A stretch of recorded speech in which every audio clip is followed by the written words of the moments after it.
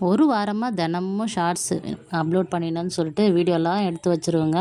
அத நல்லா ஃபுல்லா எடிட் பண்ணியும் வச்சுருவேன். ஆனா வாய்ஸ் ஓவர் கொடுக்க மட்டும் மனசே இல்ல.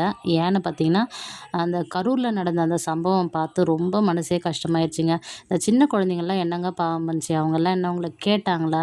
என்ன கூட்டு போய் விஜய காமிங்க அப்படின்னு சொல்லிட்டு, யாரோ முகம் தெரியாத ஒரு மனுஷனுக்காக நம்ம வீட்ல இருக்கிற குழந்தைங்களோட உயிரு, அது மட்டும் இல்லாம நம்மளோட உயிரையே மதிக்காம நம்ம அவங்கள போய் பார்க்க வேண்டிய அவசியமே இல்ல. எல்லாருக்கும் எப்படி ஒரு வேலை செஞ்சா பணம் குடுக்குறாங்களோ, அதே போல தான் நடிகர்களுக்கும் அவங்க நடிச்சாங்க அப்படின்னா பணம் குடுத்துடுறாங்க. 40 பேரோட உயிர் இன்னைக்கு போயிருக்குங்க. இதுக்கு காரணம் அடுத்தவங்கள சொல்லவே முடியாது. நாம அஜாக்கிரதையா இருக்கிறது தான் இதுக்கான காரணம். ஒவ்வொரு நிமிஷமுமே வீட்ட விட்டு வெளிய போனோம் அப்படின்னா, உயிர் நம்ம கையில கிடையாதுங்க. இந்த மாதிரி கூட்டம் இருக்கு அப்படின்னு சொல்றப்பவே கண்டிப்பா அந்த இடத்துல கூட்ட நெரிசல் ஏற்படும்ன்ற அந்த ஒரு சின்ன ஒரு விஷயம் கூட தெரியாம, தெரிஞ்சே போனது தான். தெரிஞ்சே பார்த்தீங்கன்னா, நம்ம செய்யற தப்பு நம்மள பாதிக்கிறது மட்டும் இல்லாம நம்ம ஃபேமிலியே பாதிக்குது.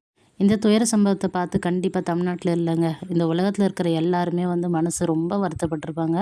இவங்களோட ஆன்மா சாந்தி அடைய நம்ம கடவுள வேண்டிக்கலாங்க. அது மட்டும் இல்லாம நம்மளோட அஜாக்கிரதையால இவ்ளோ பெரிய ரிஸ்க் எடுக்கணுன்ற அவசியமே கிடையாது. தூரம் இருந்து பார்க்குற நமக்கே இவ்ளோ கஷ்டமா இருக்குன்னா, அத அனுபவிக்கிறவங்களுக்கு எவ்ளோ கஷ்டம் இருக்குங்க.